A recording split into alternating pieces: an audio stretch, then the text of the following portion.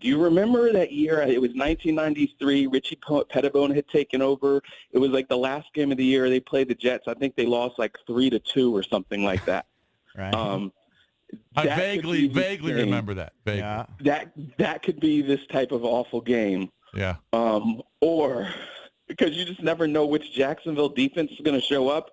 They could just destroy the thing, and it could be, in the end, Chris Thompson playing quarterback, and the Redskins don't get a first down, and Jacksonville scores 3 defensive touchdowns. It could be really bad. I don't know. Maybe it will, but you're right. Everybody was, like, excited about Josh Johnson. I've had people saying, look, he could play, but, dude, it was against third-string guys. They were up 40-0.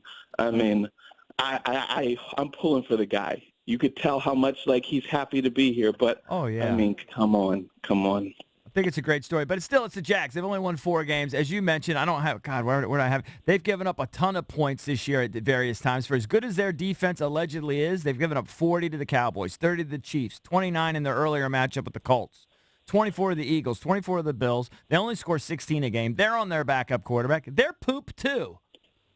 Yeah. Right? And that's why it could be that 3-2 maybe, score. Maybe so. I just looked up that game, by the way. That was a 3-0 game. I do remember that game. 3-0. Okay, yeah. Gotcha. I knew it was some type of baseball score. Yeah. And my dad was really mad. This is the way I feel about this game. Obviously, both offenses will struggle because of the quarterbacks. Washington's offensive line's terrible. I just think that if Jacksonville's D, if Ramsey and Calais Campbell and, all those guys, and the stud linebackers, Miles Jack, if they decide they don't want to get beat by a 4-string quarterback who was just signed about 8 minutes ago, they won't get beat by him. Right. Yeah, no, you're exactly right. There's no reason to believe in the Redskins really this week, I guess, except for the fact that maybe Jacksonville has got it packed in as well.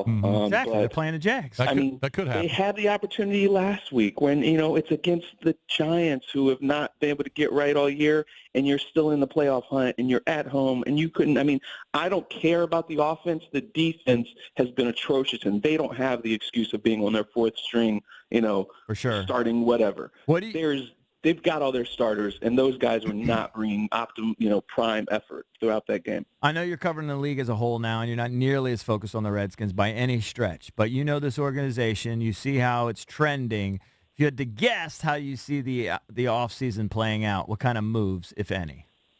There should be moves, but talking to people in the last several days, I kind of feel like it's not going to be some. They have all the excuses. Bruce is the master of, selling hope or pinpointing, finding a scapegoat.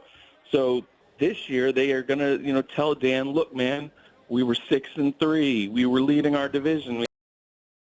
Boom. Who knows who he'll blame about the lack of attendance and everything. Maybe it's the new marketing guy or whatever. They will find a way, and Dan trusts so few people in the league. If he fires Bruce, who's he going to turn to? I mean, he's got some really smart guys in there like Eric Schaefer, Alex Santos. They've got some good talent evaluator guys. And so they'll probably be like, you know what? Yeah, it was all the injuries. Even though there should be a change, because Bruce has nothing he's brought in has really worked out, but I wouldn't be surprised if they stick with it. Oh, my God. If they bring everybody back, I mean, I've always given up hope on the Bruce thing, although it seemed to be some momentum here that people thinking maybe a change could be made. But, okay, Bruce is one thing. Bruce, keep keep everybody? I don't see how the fan base tolerates that. I don't see it. No. I mean, like I said, there will be some type of excuse, whether it's a strength coach or whether it's a defensive coordinator or some position coach. I'm not saying those people deserve to be fired, but there will be some type of blood.